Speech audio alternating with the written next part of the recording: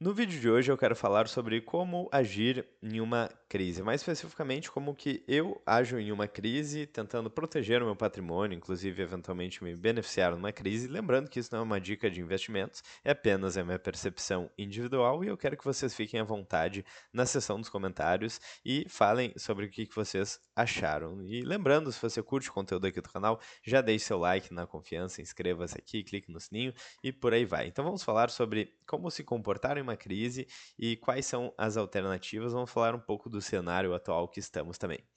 Essa imagem é a imagem de um poço e eu quero trazer para vocês a história do poço. O que diz a história do poço? A história do poço é o seguinte: alguns amigos estavam perto de um poço muito profundo e eles apostaram para ver quem queria adivinhar em qual momento que uma pedrinha que eles jogaram ali dentro chegaria no fundo. Então, o que adivinhasse e chegasse mais próximo do tempo exato em que a pedrinha chegasse no fundo, ganharia o prêmio. Então eles jogaram a pedra, o poço era muito profundo e boa parte dos amigos ali que estavam na roda já se anteciparam e disseram: Ah, vai cair agora, e por aí vai.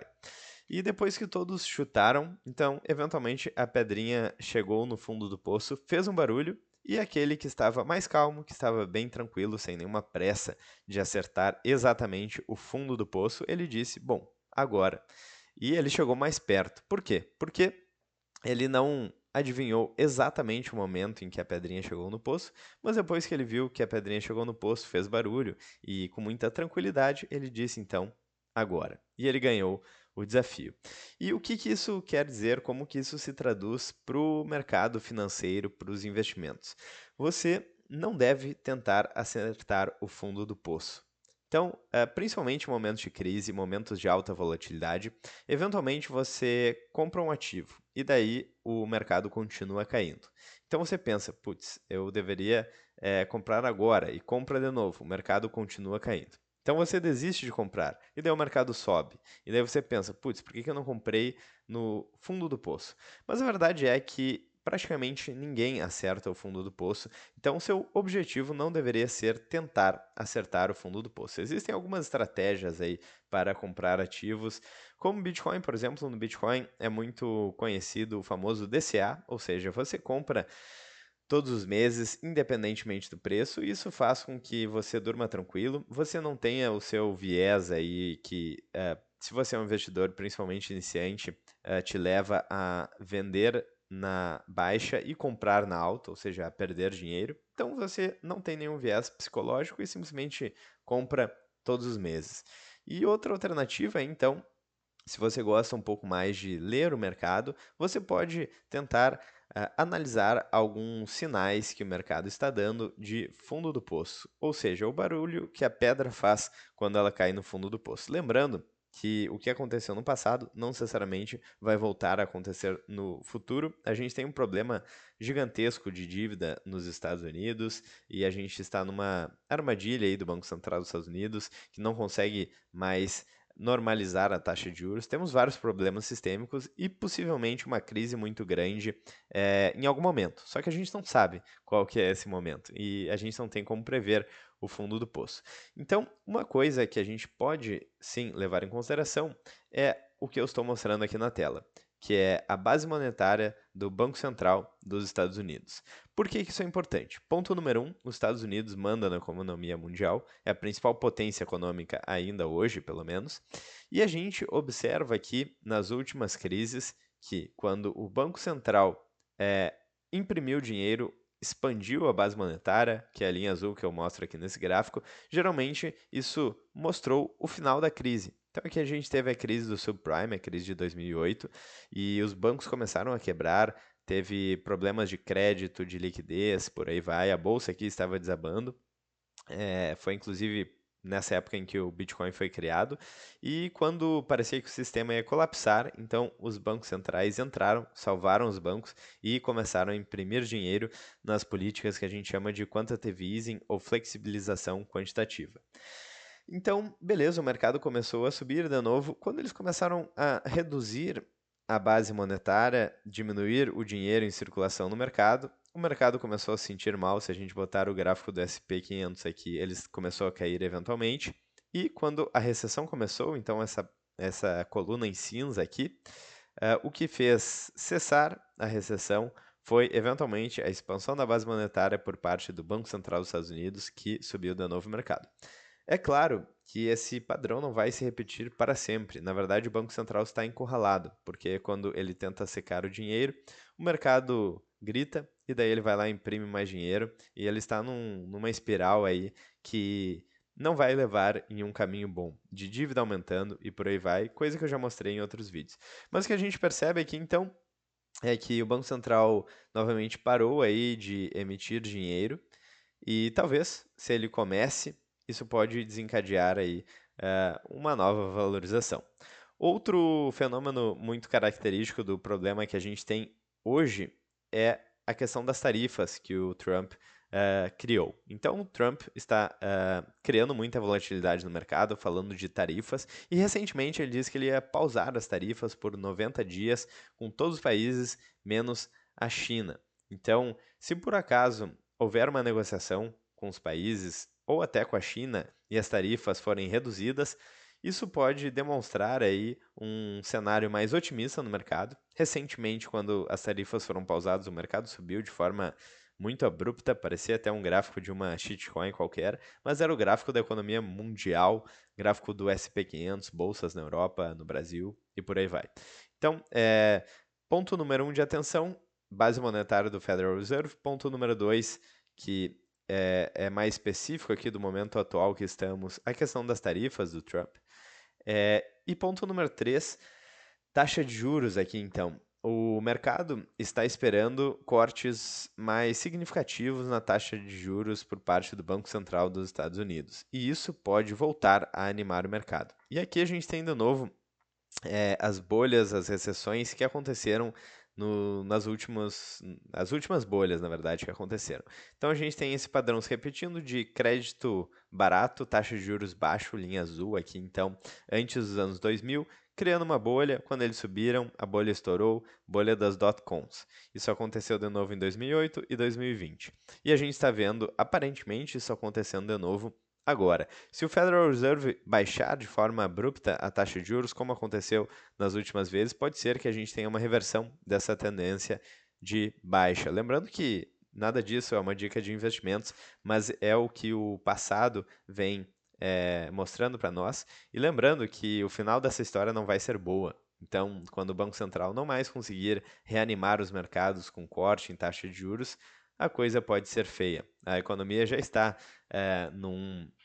numa valorização muito grande, então podemos ter um problema mais sistêmico. Mas enfim, é um padrão que a gente está vendo que se repete e talvez esteja se repetindo de novo. E antes aqui de passar para o próximo slide, eu quero mostrar algo muito interessante aqui e que poucas pessoas que estão no Bitcoin comentam e que é muito relevante. Na verdade, as pessoas que falam mais especificamente sobre Bitcoin comentam bastante, mas as pessoas que falam sobre o mercado cripto de uma maneira geral comentam pouco, que é a questão da alt-season. Para quem não sabe, além do Bitcoin, existem várias outras criptomoedas, digamos assim, e existe um momento, pelo menos desde 2017, que é chamado de alt-season.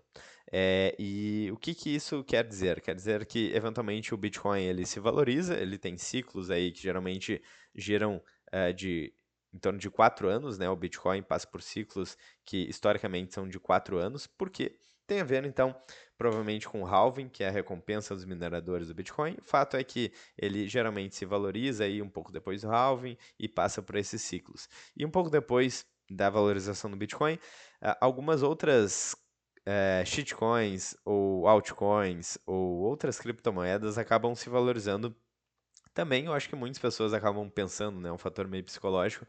Bom, o Bitcoin já se valorizou, qual que é a próxima criptomoeda? E na minha perspectiva, o Bitcoin é único, porque ele pretende resolver o problema do dinheiro e ele foi criado de forma descentralizada. Na verdade, ele foi criado há muito tempo atrás e hoje em dia ele já está muito mais descentralizado, ou seja, não existe uma empresa, um marketing, um CEO por trás. Mesmo se o Satoshi Nakamoto, que foi quem criou o Bitcoin, voltar, ele vai ter pouca influência sobre a rede. Diferente de todas as outras criptomoedas relevantes no mercado, elas têm uma empresa por trás, uma governança bem clara por trás, então elas não são descentralizadas e muitas delas nem pretendem resolver o problema do dinheiro atual, que é o problema das moedas fiduciárias aí que existe pelo menos desde 1971, com o final do acordo de Bretton Woods, final da paridade do dólar com o ouro, que criou esse dinheiro muito fácil eh, de aumentar aqui base monetária, impressão de dinheiro e por aí vai. Enfim, todos os problemas que a gente fala aqui no canal.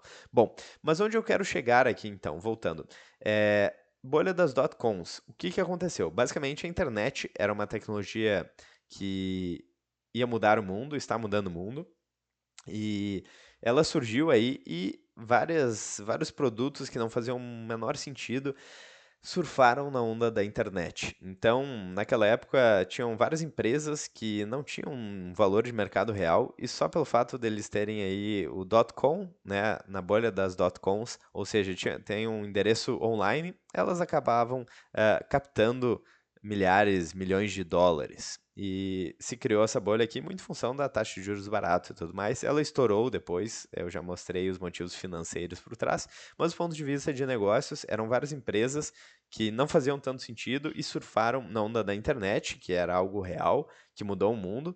A internet era real, mas muitas das empresas que surfaram e foram varridas pelo estouro da bolha das dot-coms não eram uma tecnologia, uma inovação real. E eu acho que algo muito parecido está acontecendo com o Bitcoin e com as shitcoins. Então, o Bitcoin é a revolução aí que está acontecendo, ou a restauração do bom dinheiro, talvez numa linguagem melhor, porque revolução já tem uma conotação mais negativa, né?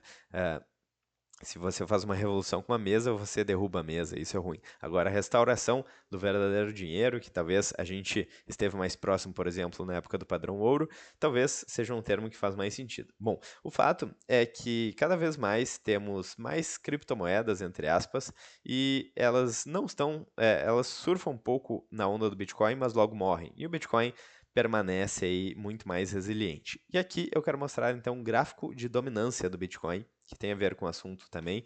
E o que isso mostra? Então, as outras criptomoedas, elas começaram a ganhar dominância principalmente em 2017. A gente teve esse boom aí das criptomoedas.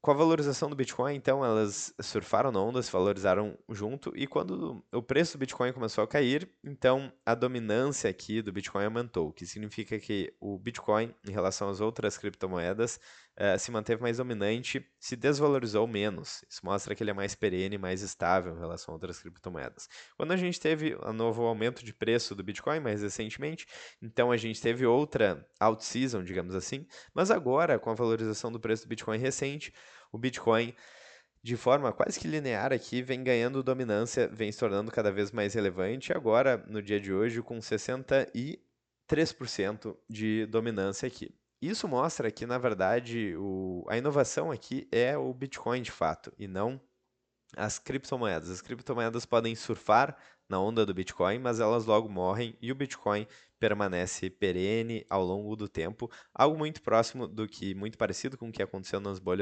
na bolha das dot-coms. Hoje em dia, boa parte das empresas que a gente tem, grandes empresas, tem alguma relação com tecnologia, Google, Meta, Facebook e por aí vai, com internet. Então a internet, sim, é uma inovação fantástica, só que muitas empresas que não faziam tanto sentido surfaram no juros barato, no crédito barato, dinheiro fácil e também nessa bolha das dot-coms. E algo muito parecido está acontecendo com o Bitcoin, porque hoje em dia a gente tem juros mais baixo ainda, dinheiro mais fácil na praça, e a gente tem esse fenômeno se repetindo. O Bitcoin, então, aparentemente ganhando dominância, e eu acho que o Bitcoin vai sim ser cada vez mais dominante. E outro fator aqui a levar em consideração é que a gente tem um número muito crescente de criptomoedas. Então, essa dominância aqui de 50% do Bitcoin, digamos assim, em 2017, é muito diferente de uma dominância de 50% hoje, porque naquela época eram listadas ali no CoinMarketCap, sei lá, poucas milhares de criptomoedas, e hoje em dia são muitas milhares de criptomoedas. Isso vem aumentando muito, né, quase que exponencialmente o número de shitcoins. Então, ter 60% sobre um número muito maior aqui de criptomoedas significa que cada unidade dessas criptomoedas já é menos relevante. Bom, então é muito interessante esses padrões aqui na economia. Se você quer dormir tranquilo e não se preocupar com nada disso, DCA pode ser uma opção.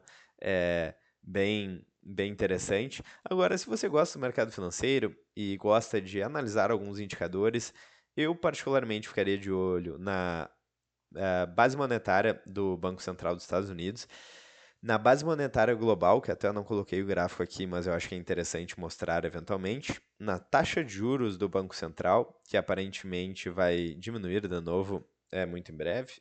Se o caos continuar aqui, provavelmente a expansão da base monetária vai ocorrer de novo no Banco Central dos Estados Unidos. Terceira coisa que é um fator muito característico especificamente do problema que estamos tendo agora, com muita volatilidade, que é a questão das tarifas. Então, Trump negociando, se as tarifas forem zeradas, reduzidas, acordos, isso pode ser trazer muito otimismo para o mercado. E aqui, né, ao final, eu fiz uma comparação das altcoins, das shitcoins com Bitcoin, mostrando que a inovação verdadeira é o Bitcoin, assim como a inovação verdadeira foi a internet, mas muitos negócios que não fazem sentido acabam surfando essa onda, então cuidado para não ser enganado. Bom, alguns sites interessantes que eu trouxe, eu espero que vocês tenham gostado. Eu vejo vocês amanhã no próximo vídeo. Um grande abraço, deixem um like de novo, inscrevam-se aqui no canal se você não é inscrito, cliquem no sininho e por aí vai. Eu vou ficando por aqui, um grande abraço e até mais.